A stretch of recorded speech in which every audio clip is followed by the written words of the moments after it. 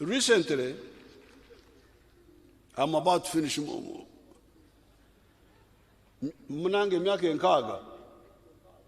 60 years, please, muzikirize, allow me. Munikubali miaka 60. Sio kitu rahisi. Wacha nitoa maneno yote.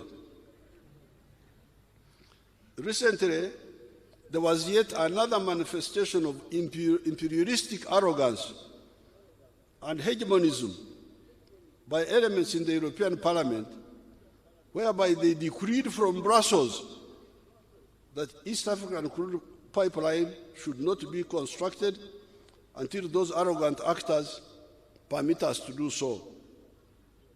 Parasitic elements from that part of the world have been causing problems for Africa and the world for the last 500 years. It all started with 1453 AD, when the Turkish Ottomans captured Constantinople and blocked the land route for Europe to the east for trade in silk, spices, etc. The Europeans, led by Portugal, legitimately started looking for an alternative sea route to the east to outflank the blockade, partly due to our internal weaknesses caused by the bankrupt tribal chiefs. What started as a search for alternative route to the east soon became a mega slave trading phenomenon: colonialism, exploitation, looting, and genocide in Africa, Asia, and the Americas. By 1900, the whole of Africa had been colonized except for Ethiopia. However, soon the Africans and other colonized peoples reorganized and launched a massive anti-colonial movement in Africa, Asia, Latin America, and the struggle for equal rights by the black nation in the USA. The African National Congress was founded in South Africa in 1912. By 1994, the arrogant imperialists were defeated in South Africa. Earlier on, the colonized peoples had achieved victories in Indonesia, India, Indochina, Mozambique, Kenya, Algeria, Angola, Guinea-Bissau, Zimbabwe, Namibia, and the whole of Africa, either through armed struggle or through peaceful mass struggle. 1994, with the liberation of South Africa, should have marked the end of imperialist arrogance and meddling in the affairs of their former victims. However, some elements are incorrigible, as you can see from this resolution. The patriotic forces in the world are, however, much stronger, and the patriotic forces in Uganda are much stronger and very capable in all dimensions. The imperialists use the mistakes and the weakness of Africa. Otherwise, Africa is invincible, as was shown by the victories in Mozambique, Angola, and Zimbabwe. East Africans, therefore, should not worry about those arrogant people, that those arrogant people can stop the oil project in East Africa.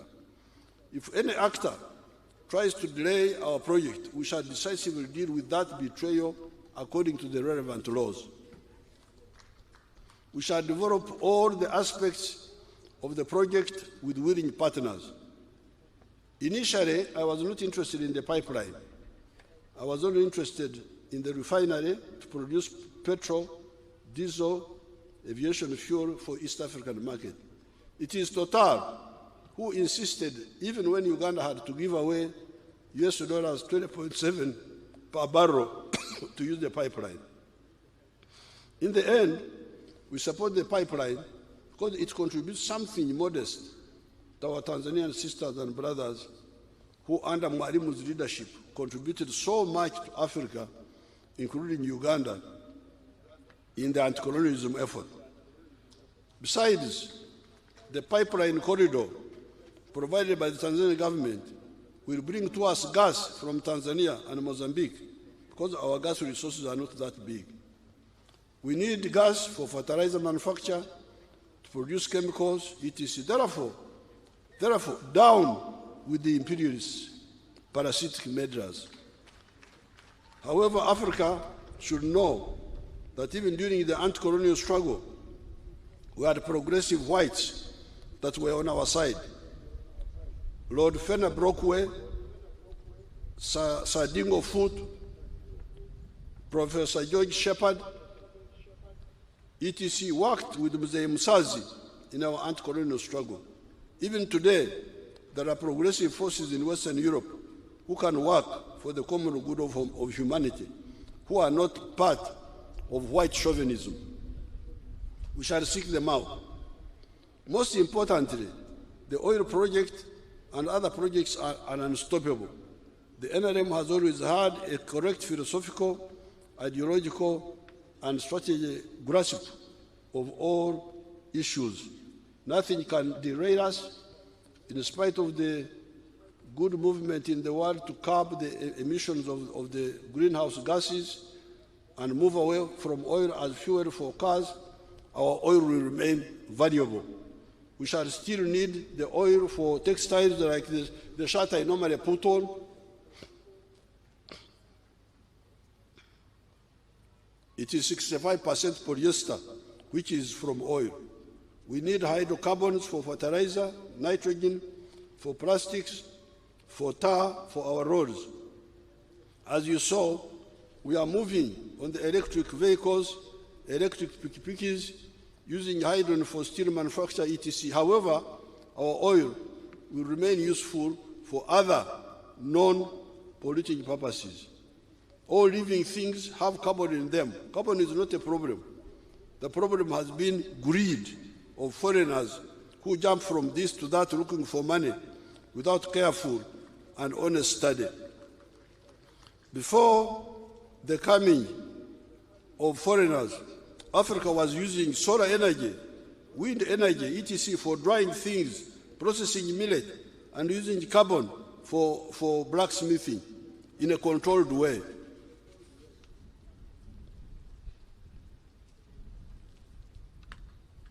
With the more understanding of natural laws, science, if we would do away with greed, all these products can be used safely and sustainably.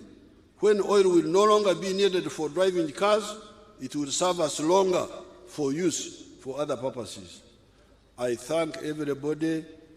In particular, I thank their excellencies, His Excellency Ndayishimiye, President of Burundi and Chairman of the East African Community, His Excellency Salva Kiir Mayardit, President of South Sudan, His Excellency Sheikh Mohamud, President of the Republic of Somalia, His Excellency William Ruto, President of the Republic of Kenya, His Excellency Dr. Ali Mwinyi, President of Zanzibar, and the Chairman of the Revolutionary Council representing the President of the United Republic of Tanzania, His Excellency Ebua Jean-Pierre, Vice Prime Minister and Minister of Public Service of DRC, and His Excellency Professor Manasi Nshuti, Minister of State for East African Affairs, representing the Republic of Rwanda, and Dr. Peter Mathuku, Secretary General of the East African Community, and Honorable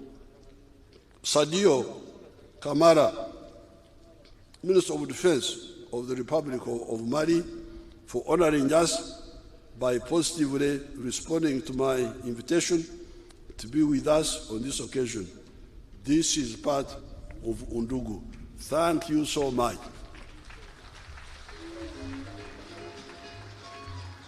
Ambassador, have you survived the speech? Muchariwo katonda yebazigo oba muonye speech eno. Asante sana kama kuvumilia hii hotuba ndefu kiasi hiki. 30 pages. Thank you very much.